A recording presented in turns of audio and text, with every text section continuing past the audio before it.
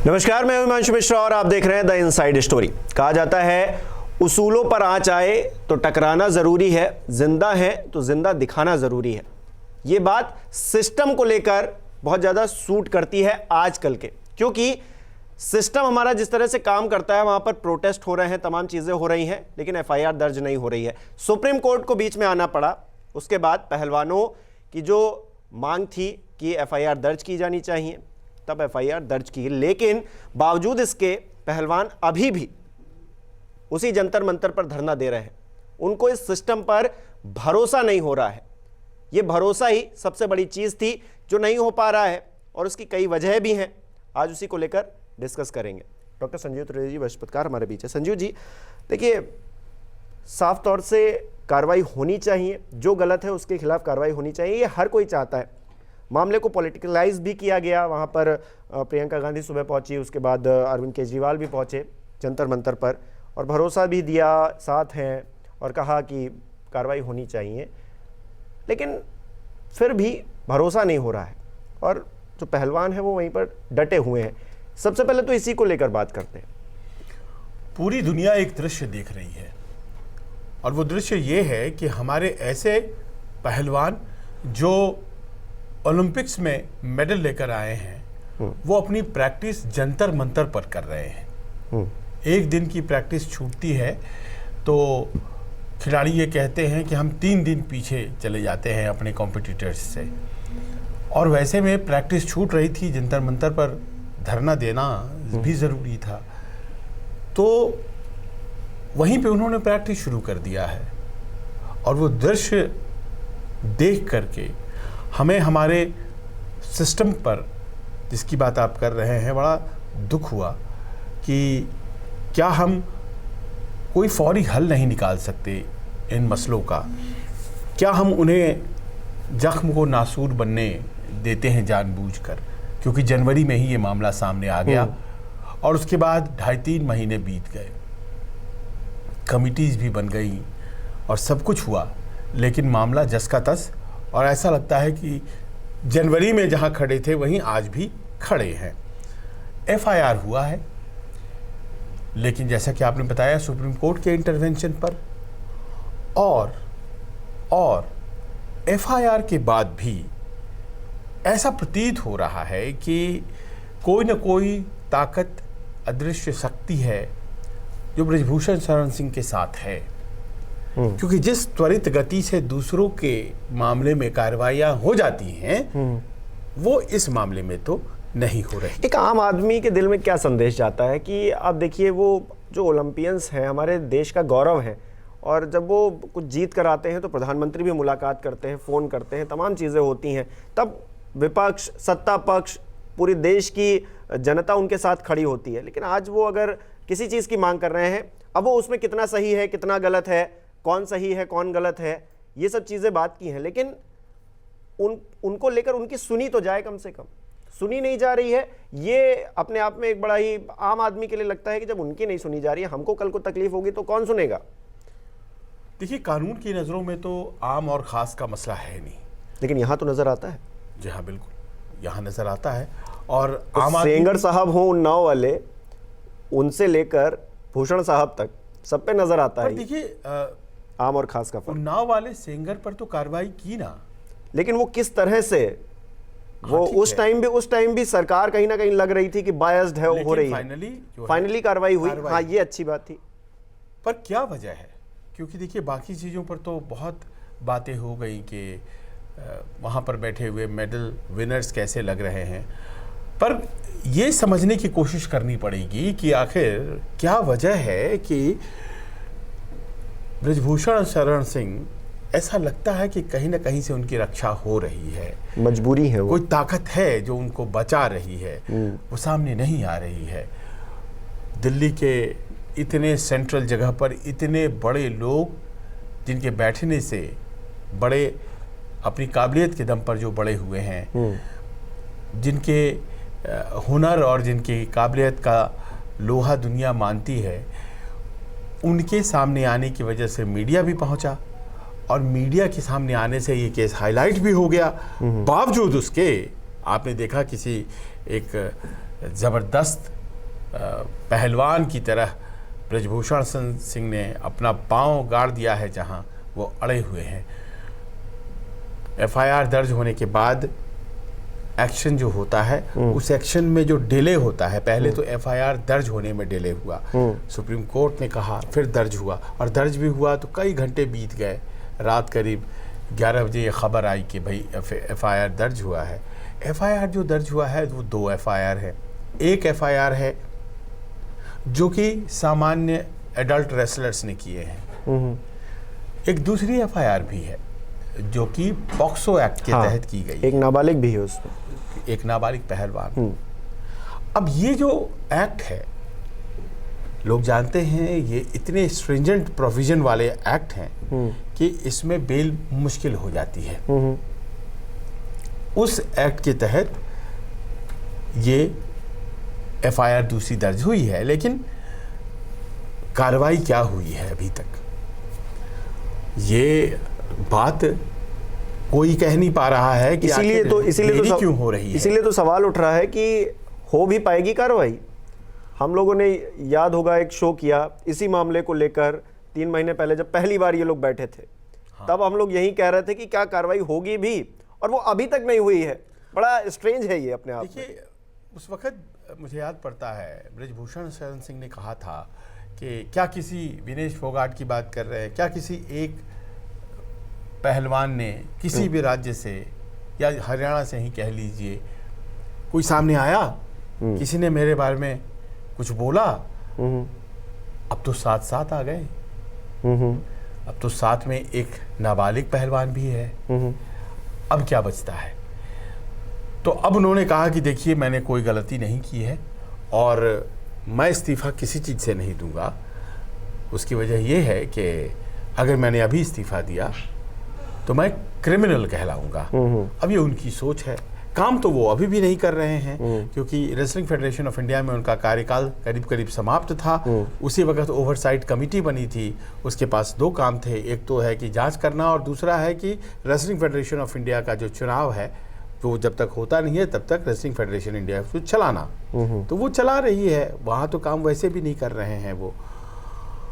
पर ये सब कुछ जो है वो लगता है कि ब्रजभूषण शरण सिंह के प्रभाव में काम कर रहा है, रसूख, उनकी रसूख। अब देखिए, जनवरी वाले इंसिडेंट के बाद संसद का सत्र लगा, बजट सत्र लगा, वो आया करते थे, बात किसी से उन्होंने नहीं की खुल करके बात वो नहीं करते। हम लोगों ने कई बार उनको कुरेदने की कोशिश की कि बताइए।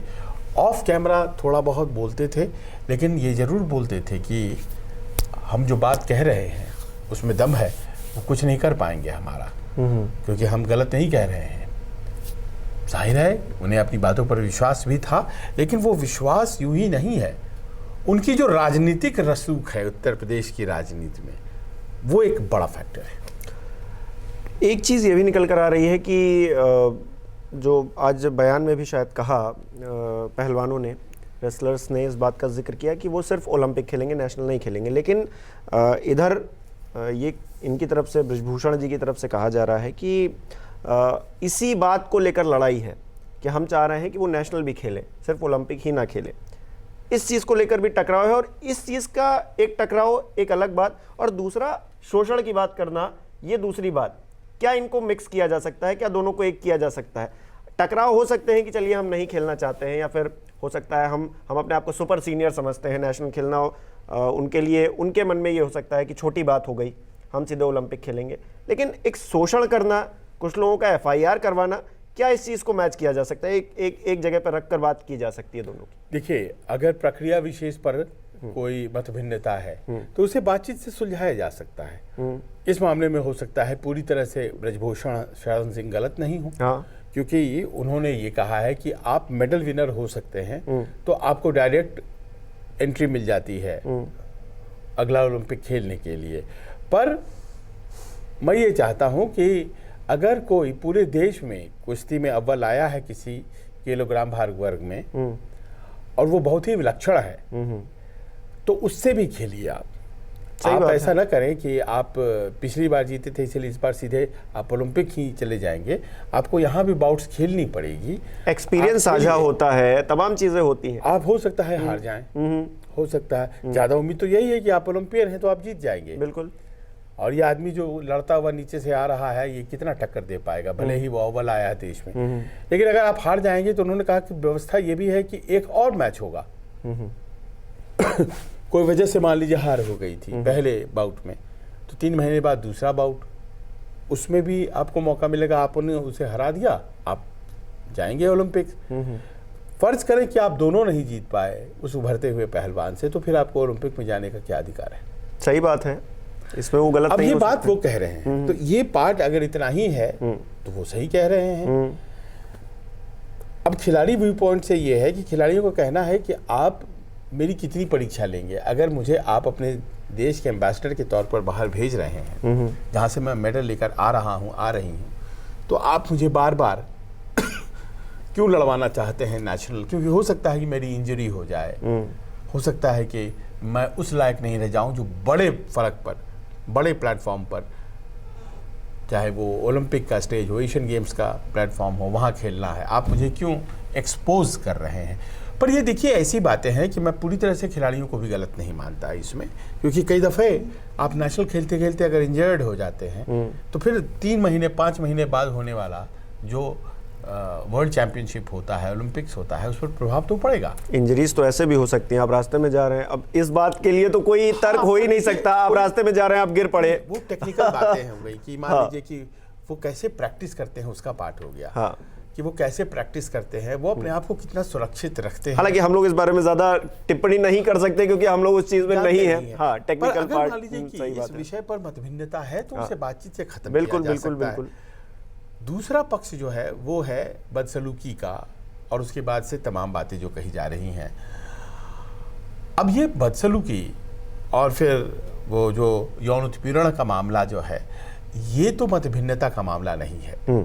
इसमें तो शिकायत होती है तो फिर शिकायत पर कार्रवाई होनी चाहिए। शिकायत जनवरी में हुई है, तो कहीं ना कहीं जो हमारा WFI है, wrestling federation of India, Indian Olympic association, Indian Olympic association और साथ ही साथ स्पोर्ट्स अथॉरिटी ऑफ इंडिया, तो ये सब के सब जो हैं इसमें खामोश कैसे रह गए? आखिर ऐसा क्या है जो इनको चुप रखे हुए हैं? मैरी कॉम जैसी बड़ी प्लेयर, उनको भी मत भिन्नता थी। मुझे याद है आज वो ओवरसाइट कमेटी की चेयरमैन हैं और वो खामोश हैं, पर निखत जरीन से जब उन्हें लड़ने के लिए कहा गया था तो बड़ी नाराज हुई थी वो।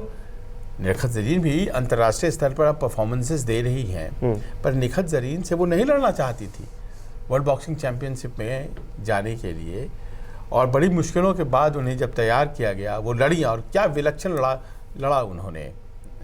मैरी कॉम ने बहुत आसानी से निखत जरीन को उन्होंने धूल चटा दिया, लेकिन उसके बाद उन्होंने हाथ नहीं मिलाया उससे। उस रिंग में जो कहा जाता है कि आखिर में आप हाथ मिलाइए और फिर एक व्यक्ति का हाथ उठाया जाता है, उन्हें बड़ा अपमान फील हुआ।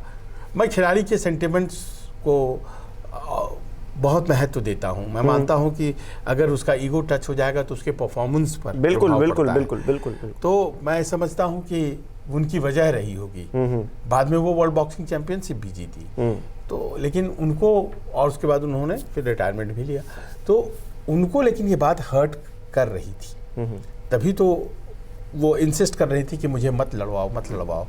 उसी प्रकार सुशील सिंह के साथ ब्रजभूषण शरण सिंह की पहली वो डिसएग्रीमेंट हुई थी कि एक नरसिंह यादव नाम के पहलवान थे, उनसे लड़वाना चाहते थे सुशील को। सुशील अवॉइड कर रहे थे, नहीं हुई ये बाउट, और अंततोगत्वा सुशील ने अपने आप को विड्रॉ कर लिया। देखिए, बैक टू बैक मेडल लेने वाला वो व्यक्ति है, आज की तारीख में वो मर्डर केस में जेल में है, पर उस पक्ष को उस वक्त तक नहीं हम काउंट कर सकते हैं जब तक वो मेडल ला रहे थे।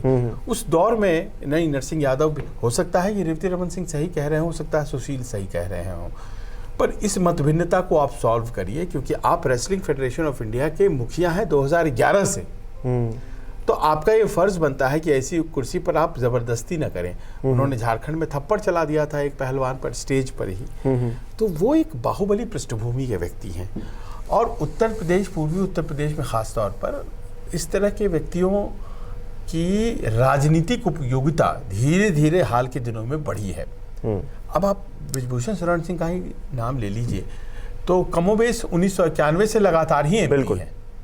आज हम 2023 की बात कर रहे हैं, 6 बार जीत चुके हैं चुनाव, मात्र एक दफे वो चुनाव हारे थे 2009 में। नहीं, 2009 में नहीं, 1998 में हारे अच्छा, थे। ओके। अच्छा, सपा से तब लड़े थे। हाँ, समाजवादी पार्टी से सपा से लड़ करके वो फिर जीत भी गए थे।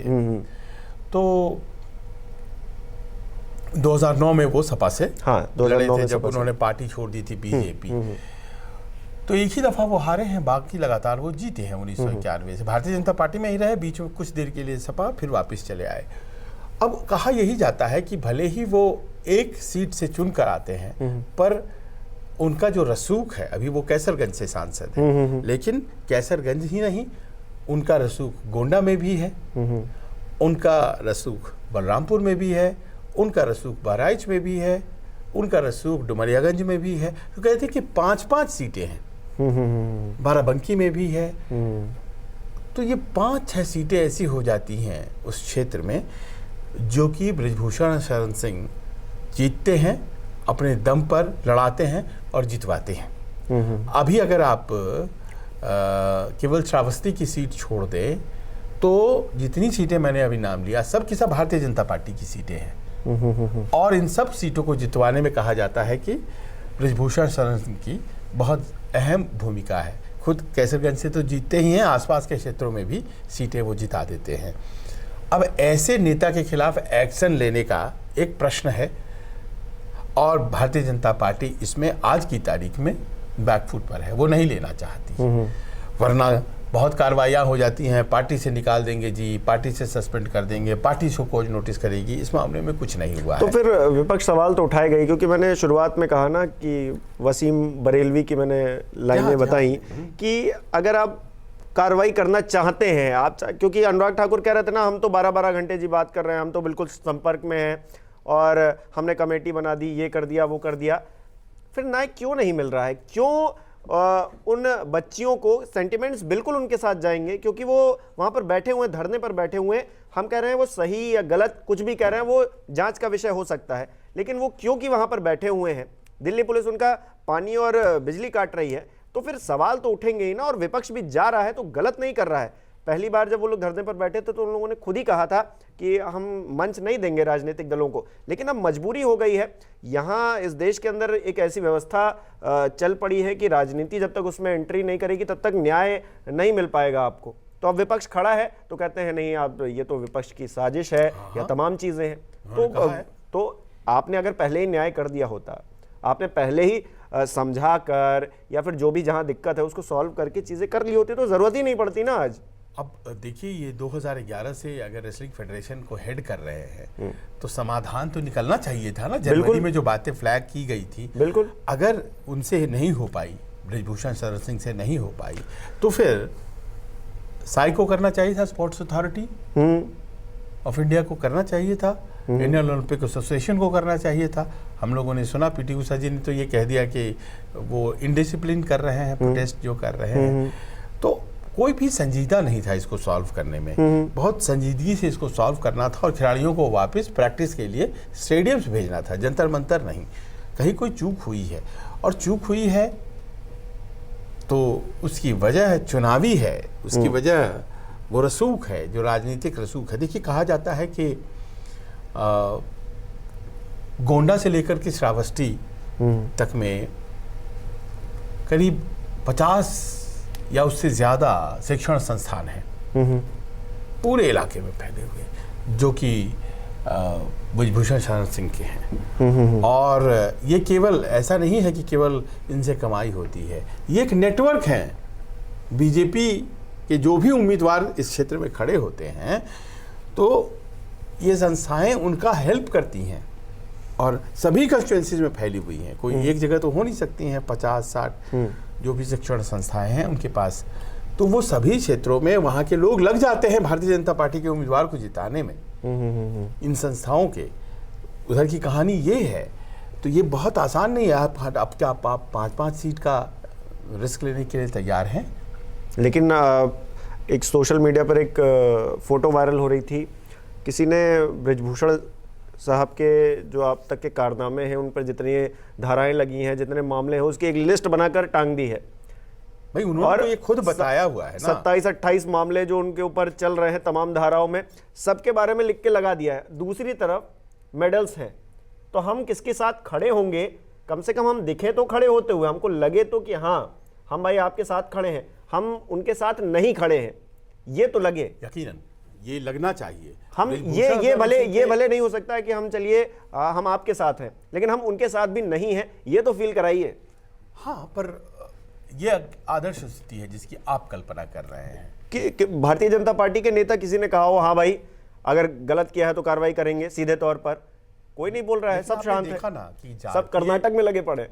जातीय गुणागणित जो है वो कर्नाटक में भी वोकालिगा और लिंगायत में हमें दिख रहा है। हाँ, क्योंकि जाति कैसे महत्वपूर्ण हो जाती है व्यक्ति से, वो हमें दिख रहा है। प्रधानमंत्री जी इस बात का जिक्र कर देते हैं, 91 बार कांग्रेस ने गाली दी है, या अपशब्द कहे हैं प्रधानमंत्री जी को। वो तो जब वहां जाएंगे तो उन्होंने खुद को बनाया, खुद ही मुद्दा बन गए। हाँ, मुद्दा वो तो होता ही है कि हमेशा बना। लेकिन उत्तर प्रदेश में ये जो है पूरा सियासी गणित बृजभूषण शरण सिंह समझाने में सक्सेसफुल हो गए हैं। अपने भारतीय जनता पार्टी के जो लीडरान हैं, हाँ, कि भाई ऐसा है कि आप या तो कांग्रेस की राजनीति के सामने सरेंडर होइए, दीपेंद्र हुड्डा उधर एक्टिव है, अरविंद केजरीवाल उधर एक्टिव है, तमाम लोग उधर एक्टिव हैं, तो आप उनके सामने घुटने अगर टेकेंगे तो फिर आप देख लीजिए, बेटी बचाओ बेटी पढ़ाओ का नारा आपने दिया था, मैं अगर फंस गया तो सब आपको कल कहेंगे कि आपका ही सांसद फंस गया। और ये नैरेटिव ने जो है चुप कर रखा है। सरकार भी चुप है, खेल मंत्री भी इस बार नहीं बोल रहे हैं, इस बार स्पोर्ट्स अथॉरिटी भी नहीं बोल रही है, इस बार इंडियन ओलंपिक एसोसिएशन की तरफ से भी कोई सपोर्टिव बयान नहीं आ रहा है। लेकिन देश की जनता, विपक्ष सब जुड़ गए हैं और उनके जरिए जो है ये आंदोलन चल निकला है। अब ये आंदोलन कितनी दूर जाएगा ये प्रश्न है। तो देखिए, FIR तो हुई इसी आंदोलन की कोशिशों के बदौलत, लेकिन उसके बाद इस्तीफा होगा क्या, इतना तो तय कर दिया गया। उन्होंने कहा मैं इस्तीफा नहीं दूंगा, लेकिन अगर चुनाव होते हैं तो वो उम्मीदवार भी नहीं बनेंगे इस बार। जब उम्मीदवार नहीं बनेंगे तो अपने आप ही खत्म हो जाएगा, इस्तीफे की जरूरत नहीं पड़ेगी जब नए अध्यक्ष चुन लिए जाएंगे। वही नए अध्यक्ष चुने जाने हैं। मसले का हल बहुत ज़रूरी है और ये हमारे खिलाड़ी, इनमें अभी भी बहुत पोटेंशियल है। ये पोटेंशियल जाकर के ये मैट पर दिखाएं, वो ज़्यादा ज़रूरी है। और ये एक ज़िद नहीं बननी चाहिए, ये बहुत इंपॉर्टेंट बात है। उनके पॉइंट्स में कहीं कोई हीला हवाला नहीं है, वो बहुत सही बातें कह रहे हैं, लेकिन एक सीमा रेखा होनी चाहिए। और बृजभूषण शरण सिंह चाहे कितने भी इम्पोर्टेंट हो, चाहे कितने भी इम्पोर्टेंट हो, उन पर एक्शन ना हो इसलिए कि वो इम्पोर्टेंट हैं, ये बात समझ नहीं आती। सही बात है, क्योंकि ज़रूरी तो पहलवान भी हैं इस देश के लिए, और एक सांसद के लिए आप जो है इस तरह से अगर व्यवहार उनके साथ हो रहा है, क्योंकि बजरंग पुनिया ये कह देना उनका कि आतंकियों जैसा व्यवहार हो रहा है, ये कष्ट देता है। वो सरकार को नहीं देता क्योंकि उनके अपने कुछ महत्वाकांक्षाएं या चीज़ें हैं, लेकिन आम आदमी को तो कष्ट देता ही है कि बताइए हमारे इतने नौजवान जो अच्छे बड़े होनहार हैं, होनहार लोग हैं, गरीब घरों से आते हैं। हाँ, और वो कह रहे हैं आतंकियों जैसा व्यवहार उनके साथ हो रहा है। सब ऐसे पृष्ठभूमि से हैं जहां पर ये अचीवमेंट उनके परिवार का सबसे बड़ा अचीवमेंट है, जिस पर हम भी नाज करते हैं। बिल्कुल। तो ऐसे परिवारों के मददगार के तौर पर प्रधानमंत्री ने अपनी छवि बनाई है। उस छवि की आभा मंडल में भी दरार आएगा अगर भारतीय जनता पार्टी बहुत ज़्यादा बृजभूषण शरण सिंह के साथ खड़ी होती दिखाई पड़ेगी। ऐसा बीजेपी में भी लोगों का मानना है, बहुत से लोग मानते हैं। उनका मानना है कि ओवरऑल परसेप्शन जो है वो खराब होता है। ये 5 सीट जो है वो फंस जाएगी अगर बृजभूषण शरण सिंह हमारे साथ न होकर के सपा के पास चले गए या बसपा के पास चले गए, क्योंकि उन्होंने हमेशा साबित किया है, साहब देखो मैं आपसे टिकट लेकर आप पर एहसान करता हूँ, मैं फलां से टिकट लेता हूँ तो उस पर एहसान करता हूँ, क्योंकि मैं किसी भी पार्टी से जीत सकता हूँ और मैंने जीत करके दिखाया भी है। तो अब उतनी राजनीतिक रसूख है और लोकतंत्र का फेलियर भी कह सकते हैं। देखिए, हम इसमें भारतीय जनता पार्टी, प्रधानमंत्री अमित शाह, इन सबों को क्यों घेरे? ये ऐसा लगता है कि कहीं जाकर के जब लोकतंत्र जैसी व्यवस्था कमज़ोर पड़ने लगती है तो उसके ये उदाहरण है। बिहार में आनंद मोहन सिंह का बाइज्जत बरी होकर के निकल जाना और उन्हें रेमिशन मिल जाना, यहाँ पर अब देखिए इस मामले में तो ऐसा लग नहीं रहा है कि डेमोक्रेसी में कुछ बदलाव की ज़रूरत है क्या, क्योंकि हर चीज़ जो है वो अंत में वोटों के गुणागणित पर क्यों चली आती है। क्योंकि अटल जी भी यही बात कहते थे, भारतीय जनता पार्टी को उनकी बात भी याद रखनी चाहिए कि चुनाव होते रहेंगे, पार्टियां आती जाती रहेंगी, लेकिन ये लोकतंत्र जिंदा रहना चाहिए, ये व्यवस्था जिंदा रहना चाहिए और जिंदा दिखनी चाहिए। अगर कोई व्यक्ति, वो आम हो या खास हो, वो अगर अपनी शिकायत लेकर पुलिस के पास गया है तो उसे एक्शन लेना चाहिए। सुप्रीम कोर्ट तक मामला जाए और सुप्रीम कोर्ट डांट लगाए, वो भी दिल्ली पुलिस को जो कि केंद्र सरकार के अंडर आती है, उसको डांट लगाए और कहे कि आप एफआईआर दर्ज करिए। और बावजूद 2 एफआईआर होने के हमारे जो होनहार ओलंपियंस हैं, जो रेसलर्स हैं, उनको भरोसा ना होना, ये किस तरह की व्यवस्था है, इस पर सवाल तो उठेंगे और विपक्ष भी सवाल उठा रहा है। आपको क्या लगता है, कमेंट करके बताइए। बहुत बहुत शुक्रिया।